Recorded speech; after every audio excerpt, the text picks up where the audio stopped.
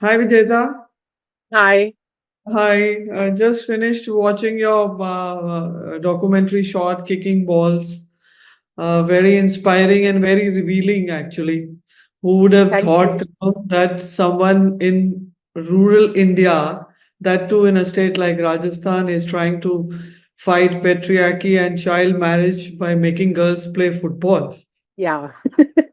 So to tell me, I mean, give us a little brief on how the story came to you actually, literally. So the same thing that you said, I'm from Ajmer originally. It's my hometown. Mhm. And in 2018, I was driving past my old school, and I saw these girls playing football, and I was curious because our school did not have a football team for girls. So then I met Indira, and she told me about the program, and then what these girls are doing, and I was also very impressed by that this is an amazing initiative going on, and I wanted to know more. Um, so I used to go there every day when the camp was happening. I got very friendly with the girls. We chatted a lot, and that's when I thought that this is a story that needs to be told. Mhm. No doubt about it. But I mean, whenever we think of India, we think of, especially in context of women, we think of India as two Indias, where there are women like you who are empowered, who are, out there. And then there are women in the villages, the child marriages, of course, a reality in India. And so are other, so many archaic customs of ours. But do you think somewhere we miss the point and there are lessons to be learned from for us from these places? Definitely. So I feel people like us, we have so much privilege with Hmm. us. We do things a certain way. Our Like, we are all feminists, but our feminism is a little more Western. That's what I Hmm. feel like. Our struggles are very different. And when I saw these girls, I realized that this is also feminism. And it is Uh, literally, it's like everyday feminism because every day is a struggle for them. From the clothes you want to wear to, I want to play football, I want to manage my time, I want to study, all of those things, is like there's a constant battle that they are at every day without the privilege and a supportive social system that people like us have. So that for me was very inspiring, and these are young girls, they are teenage girls, even younger, and like my struggles as a teenager were very different from what they are struggling. So yeah, I mean, it's definitely a point that was there, that the difference that you see. But once again, is it are people from our interiors more accessible? If you were to do a similar thing, maybe in an urban area, would that be a greater challenge, or was this in itself a big challenge? um this was a challenge in the sense that in urban areas, people are familiar with a film, what a film is. People are aware now. There are so many reality shows, there has been news channels, so you're kind of, the idea of being in front of a camera is not a very new one. But here Mhm. it was very new. Like, they had never been in front of a camera. Pehle to they didn't even think that their story is like, when I told them I want to make a film, they were very surprised. Hmm. And because for them it's their daily life. They don't see what I saw in that. They were Hmm. like, we are doing our own thing. So initially, to convince them that I want to make a film, uh, Hmm. slightly like just to, that this is interesting and you have to tell your story and I will help you tell your story to the world. Hmm. So that was a bit of a struggle initially. There were some people who were against it. Um, some families didn't want their girls to be in front of a camera and all of that. So we let it be. We didn't force anyone. So only the people who were comfortable, who wanted to come and speak to us, are the ones we featured in the film. And once they came on board, would you say they were more trusting? Because So urban people are more skeptical. Yeah, so we also, for them as well, like we had to build the trust. So when I was doing the research, it took me, I did about 5 months of research for the film, where I was meeting them almost every day, talking to them. I used to go to their homes. I used to sit and, talk to their mothers, all of that. And when we started shooting, I had an all women crew. Right. So that became a big comfort factor for them, that they were, and when we were shooting inside their homes and in rooms, they were just four women. And the thing that worked was, a lot of them were very, like, because I was from Ajmer, so the first question a lot of them asked for me was that, how did you get out of this place? Mm. And they knew the importance of education. They would see, like, in front of them, that these are like empowered women having careers and all of that. So that became a thing. Like, they used to call us Didi. Like, everyone was a Didi to them. They were very impressed by my cinematographer Priyanka, because she was holding like this heavy camera and doing handheld shots and all of that, which is actually like a lot of physically intensive work. So the trust came after that. Like, once they saw us working, they dealt with us, and they knew that we are not out to, like, there's no ulterior motive. And we gave them a lot of freedom. We just said, like, you say what you want to say. I'm not going to force you to say what you don't want to say. So yeah, it happened very naturally. But as a documentary maker, do you often face this challenge, how much to show and how much to, kind of conceal? And if there is Yes. something that you may have shot and then finally in the final edit you don't use it, if you could give us an example of that. Well, there was a lot actually. We shot, I think, there was more than 150 hours of footage that we had. And then to get to the point that this is the story we want to tell, and to, stick to that story, it is always a challenge. But yeah, there's a lot of stuff we shot which is not in the film. So yeah, Oh. So because we so also have to, no, I'm saying we also have to imagine. stick to a time limit, that, it has to be under 40 minutes. It has to, so yeah. So bringing those 150 minutes to 37 minutes in itself is an arduous process, I'm sure. Yes. And we did it during COVID. Mm. So, like, our last shoot was in Jan 2020. And then when we started editing, COVID happened, lockdown had started. So we were mostly editing at home. Like, it was all, without meeting the editors, without physically being together. So that was very challenging.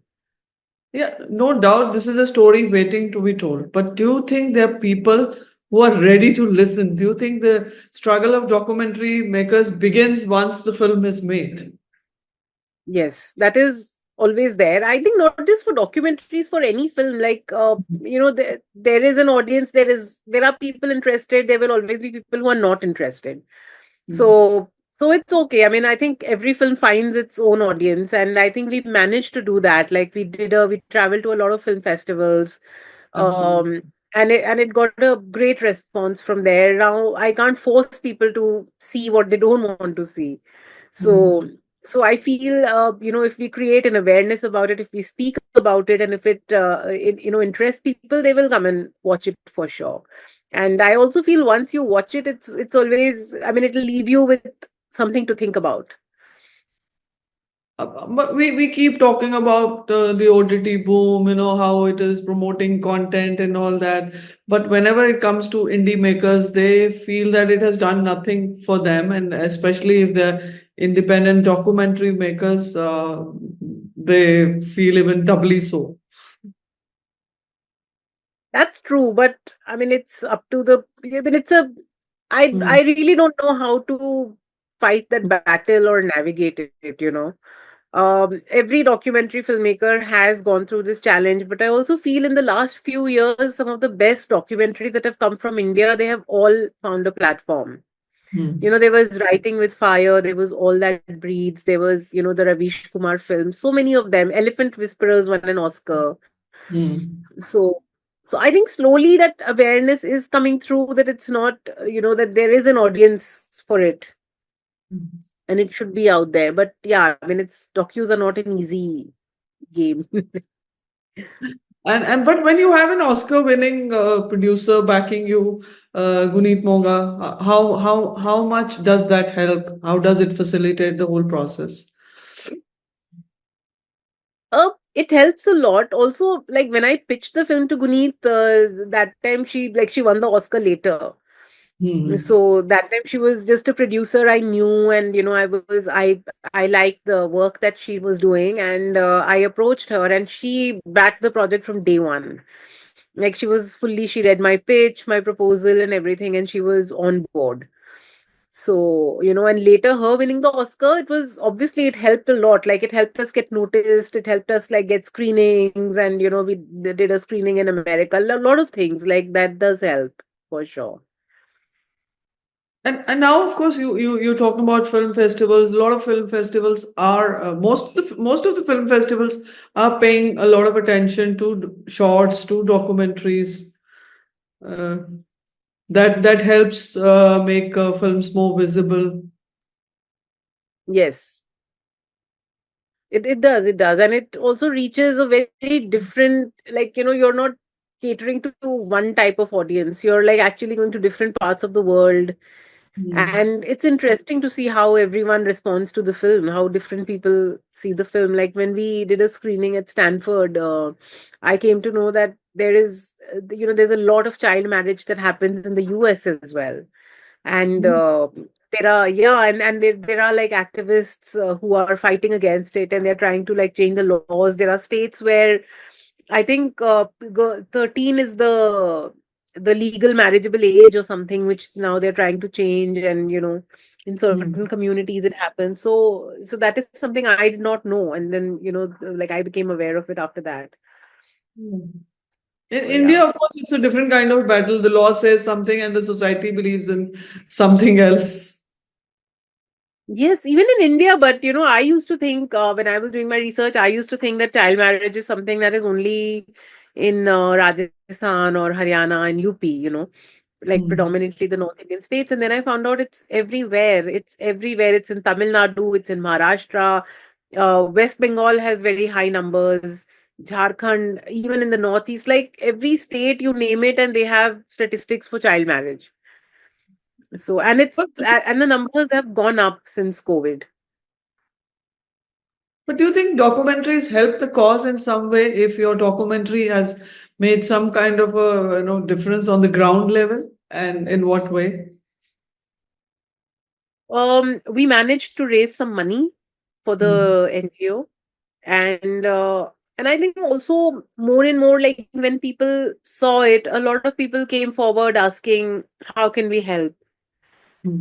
What do we do to improve on this situation? It started a conversation somewhere, and like even like there were some corporates that kind of were interested in giving sponsorships and all. So yeah, that made a bit of a difference. And the title "Kicking Balls," dare I ask, it's a tongue-in-cheek reference to something else. It is, but it's also something which came very naturally. Like, I mean, it was right there. It's a film about football. So we just kind of said, why not? It also like gets your attention. So you tell me a little about yourself. You began your journey with Pamela Rooks. Yes, yes. So I studied in Jamia at the Mascom Institute over there. With Pamela, like that was the first film I was an assistant on. So I started my career as an assistant director. I worked for 10 years. Then I came to Bombay. I worked with a lot of different directors over here. And then I made a couple of short films. And Kicking Ball is my fourth film. Yeah. So your Yeah, filmography is quite diverse, actually. it is. Yes. And this was like my first documentary. I've only done fiction before this. Hmm. And Yeah. so blouse is like something entirely different. Yes. Yes. Blouse was Hmm. it was a comedy film. You Hmm. can call it a little rom-com set in a village. So So So it comes naturally to you again, to move from one kind of genre to another. And do you think documentary is serious business? Should we take it seriously? Of It course, in is. India, I mean, it's about stories. Like, it's end of the day, everything is a story, be it fiction or be like it's just a different medium that you're telling the story in. Like Mm. for Kicking Balls, it could be a fiction story as well. But then I just felt that we need Yeah. to show their faces. We need to show who these girls are and what they're doing instead of just having actors over there. And it's also a way of challenging myself, like because end of the day, even a documentary, it's a film. A film is a Yeah. film. Yeah. So yeah, so that's what we tried, like that why not do it like this and see how it shapes up. But would you say that this is your most satisfying project? And what has been it your personal takeaway from the film? it was satisfying personally for me. It's like because Ajmer is my hometown, and it was it just felt like a way of giving back to the place where I'm from, and to bring their story forward to the world, to tell people that look, this little part of the country, it happens, and it's not all bad. Like, people are trying to get out of a tough situation, people are trying to fight, and that there are daily battles. Like I said, like when we are in cities, like our struggles are very different. Like our struggles are, I can't get an Uber, I'm stuck in traffic, or like your work politics and things like that. But here, like it's like a huge deal for them to even get out of the house and try to make their own space in the world. Here we've already, like, people like us, like, we've been given that space and that privilege. So that's what I thought, that that this is where I come from. So how am I using my privilege? So let me bring the story to the world. So that was my personal takeaway. And even now, like, I'm in touch with the girls. I know what they're up to after all these years. It's very inspiring. Like, a lot of them have gone on to college. They travel to college. They've gone out of villages. So they are studying in bigger cities. Mm. So that one girl, Payal, is a FIFA certified coach now. Mm. So she goes to Wow. college, then she teaches other younger girls. Mm. They're out of their marriages for sure. They've refused to go. They've broken off the marriages. Mm. So every little thing, like, it's really inspiring to see how they are just moving ahead in life. Yeah. So, but you've also often talked about poverty and how that kind of derails some people's growth in life. Yes. So poverty, definitely. But here again, what I saw with sports, what has happened is that a lot of these girls have managed to get sports scholarships Mm. to go for further education. And poverty is the root cause of, I think, every Mm. evil custom or tradition that we have in the country, and it's very hard to get out of it.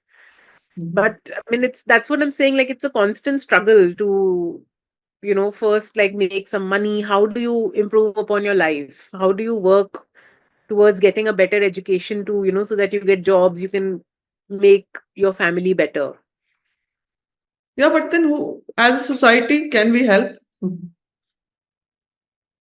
And i think it's how? I think it's not up to us. It has to happen from a government level. It's a policy thing, right? Which I don't see. I mean, they do have schemes in place and all of that, but Mm. I don't think it's doing anything, because otherwise things would be much different now. It's been years and years of the same thing over and over again. So as people know, but that's what I'm saying. Like, that's what their fight is, that you need to get out of poverty. You need to, like, there are these people, like, they are doing, like, the younger boys that I met over Mm. there. They go to college, school or college, then they come and do odd jobs here and there. Like, some of them become delivery boys. They work for Amazon and Zomato and all of that they do. It's a struggle which they're trying to make money. They're Yeah. like also keeping, having your own set of dreams and ambitions, and they're trying to find a way to make that happen for them. Yeah. Yeah. Like, I have seen, like, in Jaipur, in Udaipur, in Ajmer, these are the cities where I have seen the highest number of women delivery partners for all these apps. Like Mm. every time I've ordered something on Zomato in Ajmer, I think 7 times out of 10 there was a girl who had delivered, Yeah. That, which but I that's a don't change see in that in itself. Bombay. Yeah. Yes, yeah. Mm. So, like, I have not seen a female delivery, so that makes it like very interesting for me to see that yes, these girls are actively trying to get out of the poverty and how their lives are and make a better life for themselves. So when you decided to have an all-women crew, were you thinking of yourself as some kind of a disruptor, or you were trying to make a change at your own level? What one advantage of having an all-women crew, and one maybe if there is a disadvantage? So, I had made a film before this called Sunny Side Upar. It was a short film.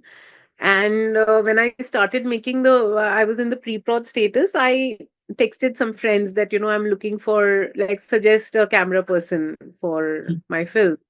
And people sent me lists of names. And all these lists were all men. Mm. And that made me wonder that, I'm aware of a few women cinematographers in the industry, but they never figure on these lists. If you ask somebody to recommend a sound recordist, for example, or any technical, you will get a lot of names, and most of them, 90% will be men. But Mm. if you're asking for, say, hair and makeup and costume, those will all be women, because traditionally women do that. So I thought, let's change this. And why not? Like, because short films give you that freedom to do what you want and be, like, so I that was a bit of like being a disruptor. I was like, let's just get an all women crew. Let's find all these women in these fields and we'll see कितने लोग हैं कौन आता है. So for sunny side ऊपर we actually got like it was all women, like every from the set photographer to everything, everyone was a woman.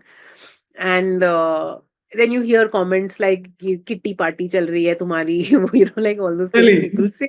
Yeah, which is like okay, whatever. But there were other like people who were visiting our set, like my producers and some friends who would drop by, and they said that this is the calmest set we have seen. Nobody's screaming. Work is happening very professionally, calmly. There is no chick chick, there is no abusing going on, so all of that was there. And we were just like working supportive of everyone, helping each other. In kicking balls, it helped me in a way that it it made the girls more comfortable, when they would see us like that. So that is an aspect I realized much later when we were over there, that they were just happy to see that yeah, there are girls, and they could talk more openly to us, they could express themselves more freely. And any disadvantage apart from a snide remark here and there? Not at all, no disadvantage. I think I'm going to stick to this. I'm going to have, like, I made another docu series after that where it except for the production crew, I think the main crew again was all women. It just happened, and I'm very, very comfortable working like that. Which docu series she builds? She builds, yes. Yeah. But you were talking about how in the costume department and makeup department they're mostly women. But you've also done some styling, I believe. I have, yes, long back. Yeah. Okay, so does that interest continue, or it's like goodbye to that one? And yeah, goodbye. It was long back. And the movie, this Kicking Balls is now streaming on Prasar Bharati's OTT platform. Yes, yes, waves on Yes. waves. Yeah. So, Yeah. have you got any feedback? Yeah, what has been the response like from the viewers who may have watched it there? Not there. I've just seen a few tweets here and there, people talking about it, but there's no way. Like once a film is on a platform, then like they don't share the views. I think that's a whole different. But I Mhm. was like, I got to see feedback in real time when we were screening at festivals and doing all these screenings. So that was something that made me very happy. Now I just feel Waves is a very accessible platform, And especially in the rural areas, in the smaller cities in India, where I feel that's where a film like this should be seen more and more, So there was rather a than. time when, yeah, when Doordarshan would bail out a lot of independent makers, despite all our reservations against them. And do you think now the waves could fill in that gap because they are not so entertainment obsessed or numbers obsessed? Maybe, but Doordarshan has been very, like, in the early days, they were very, very supportive of, like, I think our indie film movement started with NFDC and Doordarshan, like Exactly. filmmakers like Shyam Benegal and all of that. Like, they were there because they got a platform with Yeah. NFDC and stuff. I think in between, because other platforms came and we just became very Bollywood focused for a while. But I think it should change something. Like, I've discovered a lot of great old shows on Waves, uh, which like I've been watching Flop Show on Waves. Oh, oh really? That Yeah, the Dispal Bhatti show, and Oh, yeah. it's so Yeah. relevant even now. It's such a beautiful satire and everything. Mm, And then my niece, like, the Bharat Ek Khoj is there on Waves, and that's a great show for kids to watch because we don't have anything like that now yeah. for children to watch. So so my niece is 10 years old, and I introduced her to it, and she's watching it. She liked it. Mm. So it's interesting that, yeah, they're not like pure Bollywood and pure masala, and they have a varied selection of stories that are there. So, who, apart from Pamela, who all have you assisted in your journey, and if any lessons you may have learned from them? A lot of them, I mean, I don't want to take names now, Okay. but a lot of, like, mainstream. I worked in proper, like, mainstream Bollywood. Mhm. A lot of lessons you keep learning. Like, every film teaches you a lot. So it's always a process. Like, I think there's no end to it. There's no end to, like even now, like when I watch Kicking Ball, certain things I'm like, oh, I could have done this differently. We should have, like, edited it differently. There's always a learning there. But yeah, I mean, filmmaking itself is, like, when I started as an assistant, there were hardly any women. Mhm. um and now there are just so many women working on a set.